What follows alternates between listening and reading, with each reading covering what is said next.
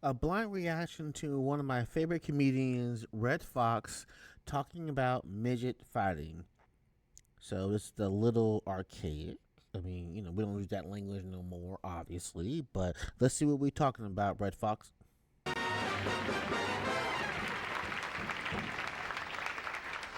you very much. Thank you if you applauded. If you didn't applaud, I hope your home burns down. If I knew where it was, it would. I didn't applaud. Damn, I guess I should call the fire department, huh? Hi, I'm only kidding, though, seriously. I want you to know that tonight my subjects will vary. You watch. You think I'm lying.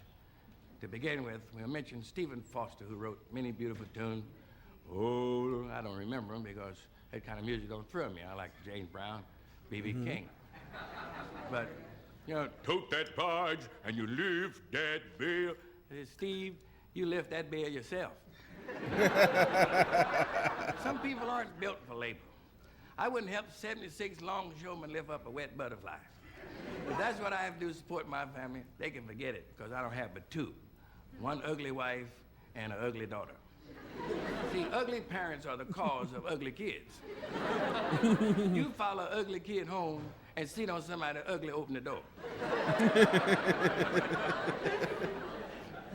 friend of mine is just a nice tan, sir. My goodness. If we ever took over, you could pass. But, no, I want to tell you some other stuff. See how my stories vary right away? See, because I have to skip 6 to get to a nice one. But if you ever catch me in a nightclub, I'm good in nightclubs. I swear to President... Oh. I watch that noise behind me. You have to be careful. You don't know who belongs to what group. But anyway, this guy came home one night. He thought his wife, was suspicious. She said, "Hey, don't you never say nothing about you. You have to never worry about me when you go out. I'm true to you." And he said, "Well, listen." He got his gun out the drawer and got his knife out of his pocket, opened his knife and started honing it. And sharpening it up real good. She said, "What are you doing, honey?" He said, "See them blue suede shoes under the bed? If ain't nobody in them, I'm gonna shave." That's the way another guy was suspicious. He walked home. He was in the bathroom shaving, and he was shaving, had his face in the mirror, and he get ready to take, and he looked behind him, and the bathroom curtain was closed. So he turned around, he said, what? He opened the bathroom curtains. The guy standing in the tub. The guy in the tub said, "Man, shut those curtains. I ain't through voting yet."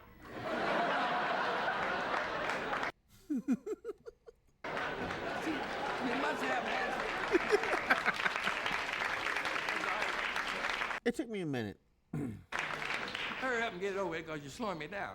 You probably won't get a chance to see me no more. Maybe my brother will be back in New York. There's 3 of us, Ed, Red, and Ned. Triplets, born 45 minutes apart. Triplets. I'm one of triplets. My dad came to the hospital. He saw my mother, and he saw the kids laying there in the crib. 3 of us. He looked at my mother and said, "Mary, you pick out the one you want, because I'm going to drown them other 2.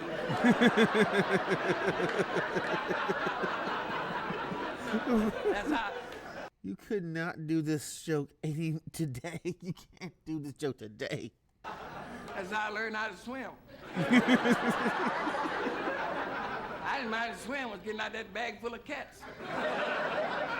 My dad hated cats too. Me, I don't hate cats, but I'm not gonna kill my family in a station wagon ducking a black cat. Oh, that can happen to you. You be driving, look out for that black cat! Everybody's dead. Canary, dog, everybody. I run over all cats. I don't care what color they are. I'm not going to wreck my $7,000 automobile ducking no 28-cent cat. That's bad arithmetic. The way I figure, 7,000 goes over 28 one time with nothing left over. Very good math. Now, if it was a deer, I'm going to swerve around a deer, because them things will take you out. But a cat, hey, it better have some agility. I don't hate cats. I don't hate anything in the world. Only thing in the world that I hate is midgets and okra. I hate midgets. I'm not, I just don't want to. Did he say Oprah or okra? Get mad with a midget, you can't even cut him. You got to stab him in top of the head. Damn. But don't ever fight a midget unless you've done some midget fighting previously. And, yeah, I'll stop you. Hey, another thing bugs me. Kids that cry. Boy, I was on a plane once, San Francisco to New York. Kid cried all the way. Look, all the way, 5 hours and 15 minutes. Lady looked at me with Circle Kennedy Airport. She said, sir, I don't know what to do with this baby. I said, well, I sure wish I could raise this window. But you know who's miserable? Couples that are married with no kids, no children in the house. They don't know what it means to give up so your child can have, to do without something. Childless couples don't know what it means to sit out on the couch in a big wad of peanut butter. And try to watch television through grape jelly, fingerprints, fall down on a skate, break their neck. They don't know what it means to have those kids around the house watch your little boy grow from a little acorn into a complete nut. To nurse your daughter. Yeah, nobody, you don't know what that joy is like. I don't know what that joy is like, and I ain't ready for it yet. All the way through high school and college and become a beauty, and then watch her walk down the aisle with a junkie. A junkie, damn.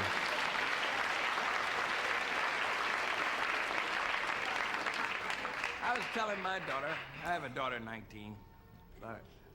You hear a horn?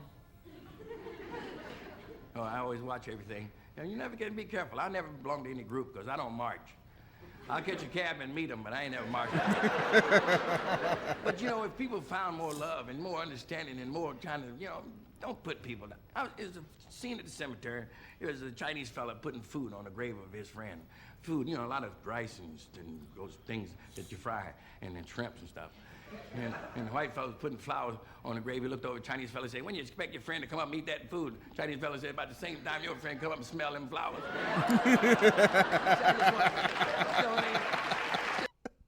Where's the lie, though? Where's the lie? You know what I'm saying? Them flowers are for you, not the person buried.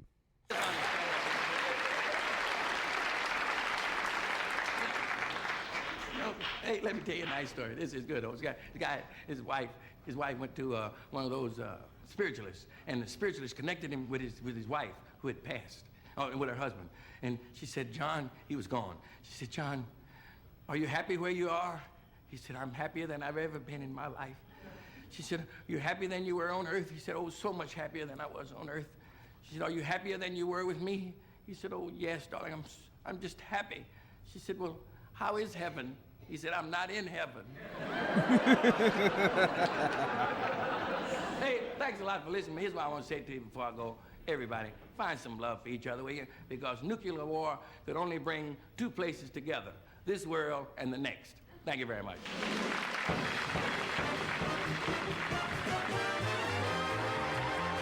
It's funny that quote was kind of accurate. I mean, it might happen at any time now.